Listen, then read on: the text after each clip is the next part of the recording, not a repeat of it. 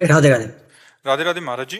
महाराज जी, आज ये देखा जाता है कि जो लोग धर्म पूर्वक ईमानदारी से अच्छे कर्म करते हैं वे लोग दुखी रहते हैं, और इसके विपरीत जो नहीं, छल ऐसा कपट नहीं करते है, हैं। ऐसा नहीं देखा जाता। आप कितना देखें। कहीं ना कहीं तो लगता ही है, मतलब नहीं, मन को लगना है कल। वैसे भी नहीं, ऐसा नहीं बच्चा। कभी कभी मतलब कुछ ना कुछ नहीं, तो बच्चा जीवन की रचना दो में हुई है। जब हमारा शरीर रचा गया तो दो रचना हुई है, एक पाप और एक पुण्य, दोनों से मिश्रित बनता है। ये जो मानव देह बनता है ना, ये दो से मिला के बनाया जाता है, पाप और पुण्य। जो देव देह है ना, वो पुण्य से केवल बनता है। जो यातना देह नरक का है ना, वो केवल पाप से बनता है। और जो यहाँ मृत्यु लोक में जितने भी देह हैं, उनमें दो हैं, पाप और पुण्य। जैसे एक कुत्ता गली में डंडा खाता घूमता है, और एक कुत्ता है कि एसी गाड़ी में घूमता है। तो पुण्य और पाप दोनों का संयोग देखा जाता है ना।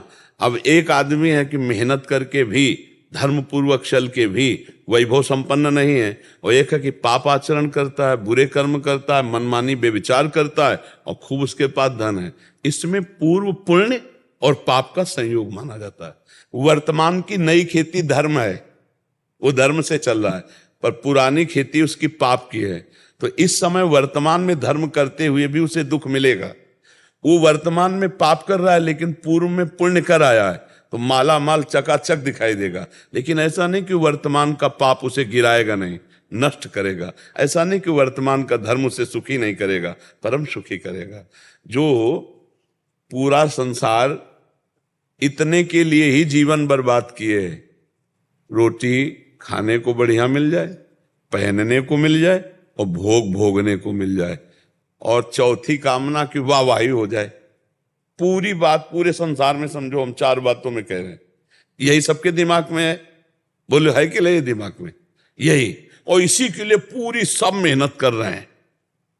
और ये चीज भगवान के भजन करने में बाधा रूप में आ जाती है।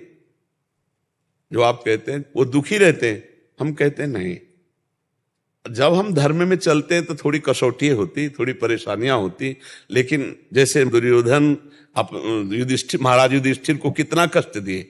12 वर्ष का वनवास, 1 वर्ष का अपने मामा शकुन से मिल करके सब कुछ छीन लिया, लेकिन चक्रवर्ती सम्राट पर हस्तिनापुर के बैठे तो महाराज युधिष्ठिर ही। दुर्योधन का क्या सर्वनाश हो गया, हो गया कि नहीं हो गया। तो थोड़ा धर्म से चल।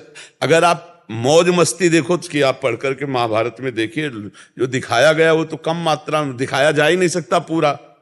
पांडव वनवास में कष्ट पा रहे हैं, और वो वहीं तंबू लगा के मौज मस्ती दिखाना चाहता है, क्यों उसकी मौज मस्ती। लेकिन ह्रास, पराजय, नाश, ये उसी का हुआ, जय धर्म की हुई।